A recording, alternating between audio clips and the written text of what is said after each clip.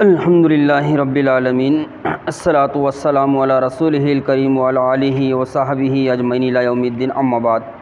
قال اللہ تعالی والفجر ولیال عشر آمنت باللہ صدق اللہ العظیم۔ محترم بزرگ اور نوجوان ساتھیو، الحمدللہ چند دنوں کے بعد ہم ایک محترم مہینے میں داخل ہونے والے ہیں جس کا نام ذی الحجہ ہے۔ یہ بڑا ہی محترم اور نیکیوں کے لحاظ سے، نیکیاں کرنے کے لحاظ سے بڑا اہم مہینہ ہے۔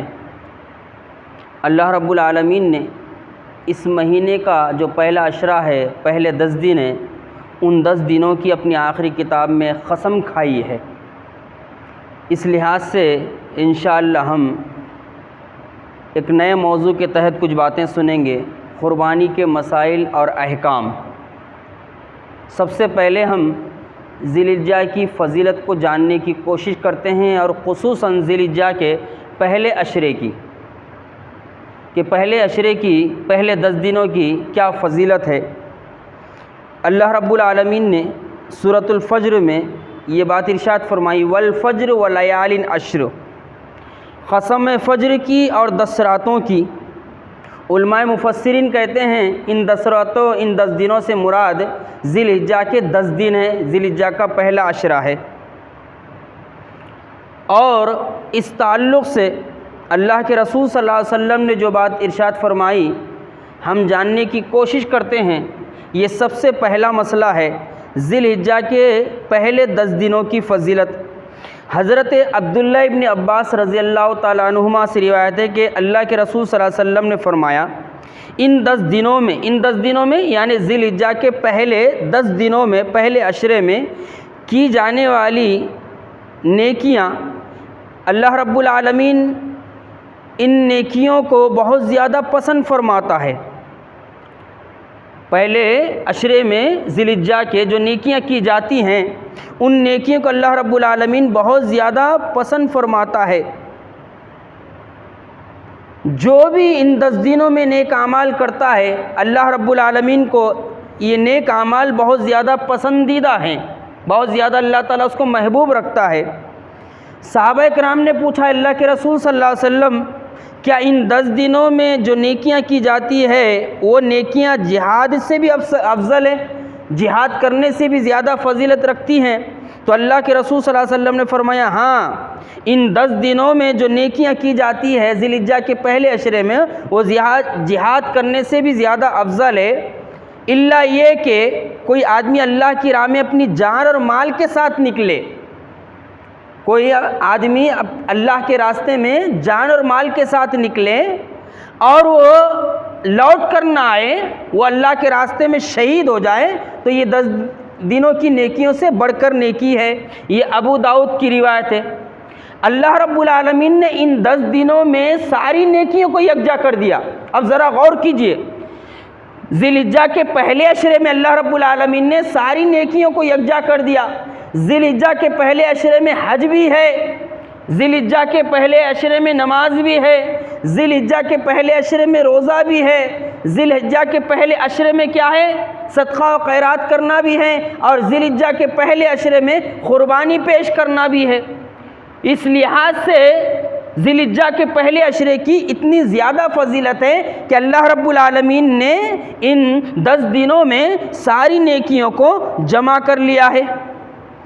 یہ ذی الحجہ کی فضیلت ہے۔ اب دوسری جو چیز ہے، دوسرا جو مسئلہ ہے وہ ہے قربانی کرنا۔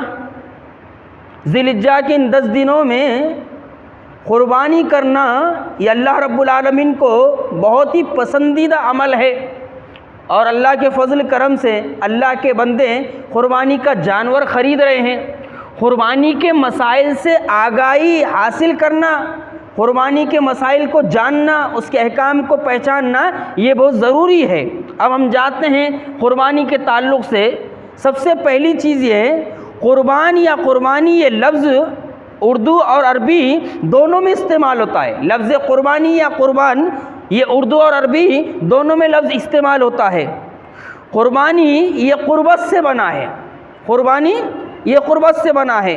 اور لغت کے اعتبار سے، ڈکشنری کے اعتبار سے قربانی کے معنی ہوتے ہیں ہر وہ چیز، ذرا دیکھیں ہم غور سے، لغت کے اعتبار سے قربانی کے معنی ہوتے ہیں ہر وہ چیز جس کے ذریعے سے اللہ کی نزدیکی حاصل کی جائے، اللہ کا تقرب حاصل کیا جائے۔ لفظ قربان یا قربانی کو قرآن مجید میں اللہ رب العالمین نے بیان فرمایا ہے۔ لفظ قربانی یا قربان قرآن مجید میں بیان ہوا ہے، اور وہ کیسے بیان ہوا ہے؟ اللہ رب العالمین نے اس لفظ کو سورہ مائدہ میں بیان فرمایا ہے۔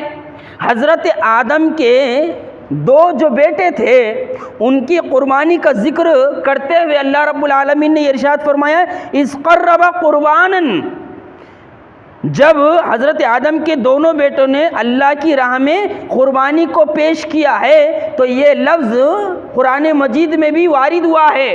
سورۃ المائدہ آیت نمبر 27 میں اللہ رب العالمین نے اس لفظ کو بیان فرمایا ہے اذ قرب قربانا، کہ حضرت آدم کے دونوں بیٹوں نے اللہ کی نزدیک حاصل کرنے کے لیے، اللہ کا تقرب حاصل کرنے کے لیے اللہ کے راستے میں قربانی پیش کی ہے۔ اب اس لفظ کے قرآن مجید میں ہونے کی دلیل آپ نے سن لی۔ شریعت کی اصطلاح میں قربانی کسے کہتے ہیں؟ شریعت کی روح سے قربانی کے کیا معنی ہوتے ہیں؟ شریعت کی اصطلاح میں قربانی اس جانور کو کہتے ہیں جو عید الاضحیٰ کے موقع پر ذبح کیا جا رہا ہو یا حج کے موقع پر کیا جا رہا ہو۔ شریعت کی اصطلاح میں اس جانور کو قربانی کہا جاتا ہے جو عید الاضحیٰ کے موقع پر، عید قرباں کے موقع پر یا حج کے موقع پر جو جانور ذبح کیا جاتا ہے، اس جانور کو کیا کہا جاتا ہے؟ اس جانور کو قربانی کہا جاتا ہے۔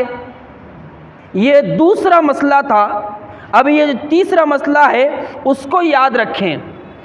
جو شخص قربانی کا ارادہ کر لے، یعنی جس نے قربانی کا جانور خرید لیا ہے، جو قربانی کرنا چاہتا ہے، اور اس بات کو یاد رکھے اللہ کے رسول صلی اللہ علیہ وسلم نے یہ بات ارشاد فرمائی، یہ تنبیہ فرمائی کہ جن لوگوں کے پاس قربانی کرنے کی استطاعت ہے، جن کو اللہ تعالیٰ نے قربانی کرنے کی طاقت دی ہے، اس کے باوجود بھی وہ قربانی نہ کرے تو وہ ہماری عیدگاہ کی طرف نہ آئے۔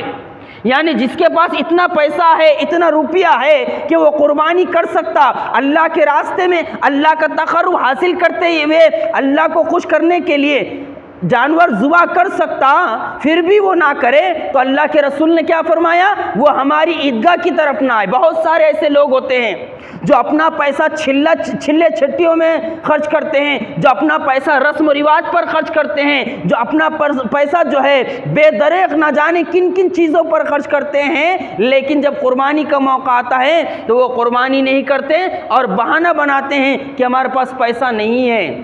ایسے لوگ جن کے پاس روپیہ پیسہ ہے، جن کے پاس بینک بیلنس ہے، اس کے باوجود بھی قربانی کرنے کے معاملے میں سستی اور غفلت کا شکار ہو جائیں، انہیں ہوشیار ہونا چاہیے اور اللہ کے رسول صلی اللہ علیہ وسلم کی حدیث اپنے دل و دماغ میں بٹھا لینا چاہیے کہ روپیہ پیسہ ہونے کے باوجود بھی اللہ نے مال دیا ہے، اس کے باوجود بھی وہ قربانی نہیں کرتے، تو اللہ کے رسول نے فرمایا ایسے لوگ عیدگاہ کی طرف نہ آئے۔ تیسرا مسئلہ یاد رکھے کہ جو شخص قربانی کا ارادہ کرے وہ ذی الحجہ کا چاند نظر آنے کے بعد، ذی الحجہ کا چاند نظر آنے کے بعد، ابھی 8-9 دن کے بعد انشاءاللہ ذی الحجہ کا چاند نظر آئے گا، جو لوگ قربانی کرنا چاہتے ہیں ان کے لیے کیا یاد رکھنا ضروری ہے کہ جو شخص قربانی کا ارادہ کرے وہ شخص ذی الحجہ کا چاند نظر آنے کے بعد اپنے بال اور ناخن نہ کاٹے۔ جو شخص قربانی کرے وہ اپنے بال اور ناخن نہ کاٹے جب تک کہ وہ قربانی ادا نہ کر دے۔ ذی الحجہ کا چاند نظر آ گیا، اب وہ نہ ناخن کاٹے گا نہ بال اکھاڑے گا، بلکہ جب تک قربانی نہیں ہو جاتی بال اور ناخن کو اپنے کاٹے گا نہیں۔ اللہ کے رسول صلی اللہ علیہ وسلم نے فرمایا جب تم ذی الحجہ کا چاند دیکھو اور تم قربانی کا ارادہ کر لو تو اپنے بال اور ناخن کاٹنے سے رک جائے۔ یہ حکم خاص کس کے لیے ہے؟ یہ حکم خاص ان لوگوں کے لیے ہے جو اللہ کے راستے میں قربانی پیش کرتے ہیں۔ لیکن چوتھا مسئلہ یہ بھی یاد رکھیے قربانی کے مسائل میں کہ جو لوگ قربانی کی استطاعت نہیں رکھتے، جن کے پاس اتنا پیسہ نہیں ہے، اتنا روپیہ نہیں ہے، کیا وہ اجر سے محروم ہو جائیں گے؟ اتنا بہترین اشرہ ہے نیکیوں کے کمانے کے لحاظ سے۔ اللہ رب العالمین اس عشرے میں کیے جانے والی نیکیوں کو جو ذی الحجہ کے پہلے عشرے میں کی جاتی ہیں ان نیکیوں کو بہت پسند فرماتا ہے، اسی لیے اللہ نے ساری نیکیوں کو اس ذی الحجہ کے پہلے عشرے میں شامل کر دیا ہے۔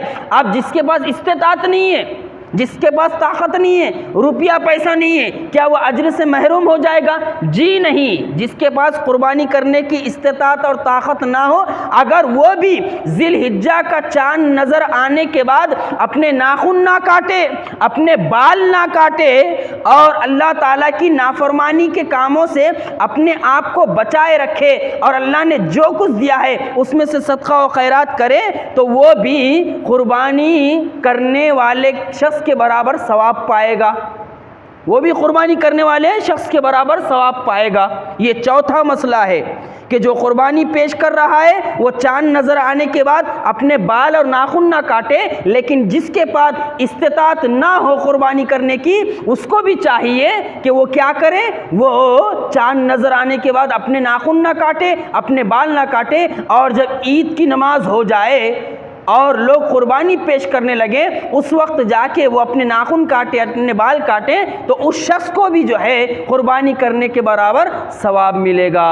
یہ چوتھا مسئلہ ہے جو میں نے آپ کے سامنے رکھ دیا ہے۔ انشاءاللہ یہ سلسلہ چلتا رہے گا، قربانی کے احکام مسائل ایک ایک دو دو تین تین چار چار مسئلے میں آپ کے سامنے رکھنے کی کوشش کروں گا ان درس کے ذریعے سے، تاکہ ہمیں پتہ چلے کہ قربانی کتنی اہم چیز ہے اور قربانی کے جو مسائل ہے وہ ہم جانتے رہیں اور اللہ کے دیگر بندوں کو بتاتے رہیں۔ اللہ رب العالمین سے دعا ہے کہ اللہ تعالی ہمیں پورے اخلاص کے ساتھ ذی الحجہ کے پہلے عشرے کی قدر و قیمت کو جانتے ہوئے اس سے فائدہ اٹھانے کی توفیق عطا فرمائے۔ ذی الحجہ کے پہلے عشرے میں زیادہ سے زیادہ نیکی اور خیر اور بلائی کے کام کرنے کی توفیق عطا فرمائے۔ جو لوگ اللہ کے راستے میں قربانی پیش کر رہے ہیں اللہ رب العالمین ان کی نیتوں میں اخلاص پیدا فرمائے اور خالص اللہ کی رضا کے لیے اپنی قربانیوں کو پیش کرنے کی توفیق عطا فرمائے۔ ربنا لا تزغ قلوبنا بعد إذ هديتنا وهب لنا من لدنك رحمة إنك أنت الوهاب۔ اللهم من أحييته منا فأحيه على الإسلام ومن توفيته منا فتوفه على الإيمان۔ اللهم اغفر لنا وللمؤمنين والمؤمنات والمسلمين والمسلمات الأحياء منهم والأموات إنك سميع مجيب الدعوات برحمتك يا أرحم الراحمين۔